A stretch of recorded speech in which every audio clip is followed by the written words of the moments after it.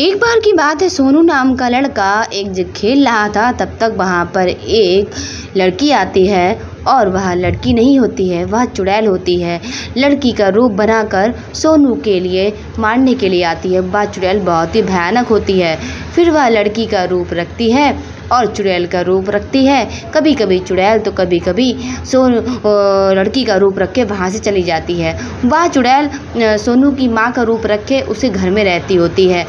और वह श्राद्ध के टाइम अपनी शक्तियों को अर्जित करने के लिए अपने इष्ट देवता जो भी होते हैं उनसे गुहार लगाती है और कहती है, मुझे बहुत ही शक्तिशाली बनाइए। इतना शक्तिशाली मैं बनना चाहती हूँ कि इस पूरे शहर पे मैं राज कर सकूँ, मेरा ही राज चले और किसी का राज ना हो। एक आदमी यह सब देख रहा था। वह यह बात पूरे गांव में और शहर में फैला देता है कि सोनू की माँ पे एक बहुत भयानक चुड़ैल आती है।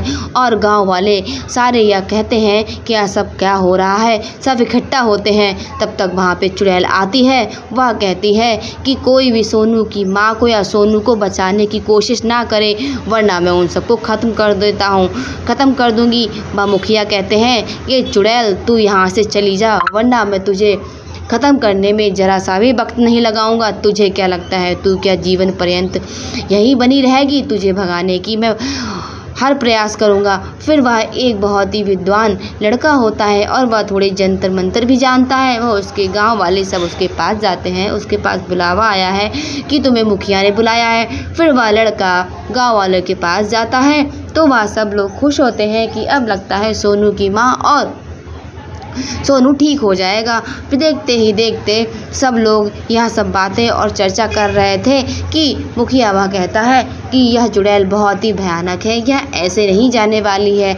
लगता है हमें एक बहुत ही बड़े विद्वान पंडित जो पहाड़ों पे रहते हैं उनको बुलाना ही पड़ेगा।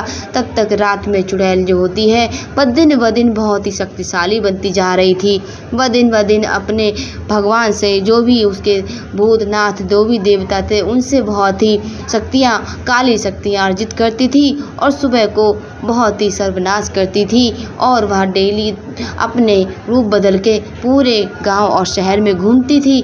फिर वह पंडित जी बुलाए जाते हैं और वह बहुत ही कष्ट में होकर भी वहाँ आते हैं और सूर्य भगवान से प्रार्थना करते हैं कि हे देवता, इस गांव और इस पूरे शहर में रक्षा कीजिए। यहाँ के लोग, इस चुड़ैल ने बहुत ही सबको विनाश में डाल दिया है। अब यह आप ही करिए कि आप इसको कैसे भी करके यहाँ से भगा दीजिए।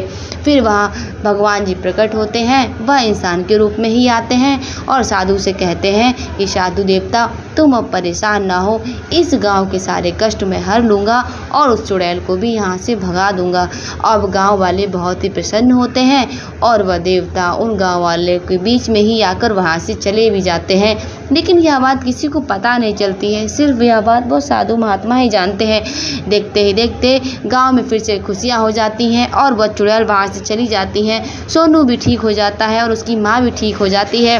पूरे गांव में मेले लगते हैं और बहुत ही खुशियाँ आती हैं। ऐसा होता है हर समय, कभी भी किसी का साया नहीं रहता है। अगर मेरी कहानियाँ अच्छी लगती हो तो मेरे चैनल को लाइक करें, सब्सक्राइब करें। Bye bye.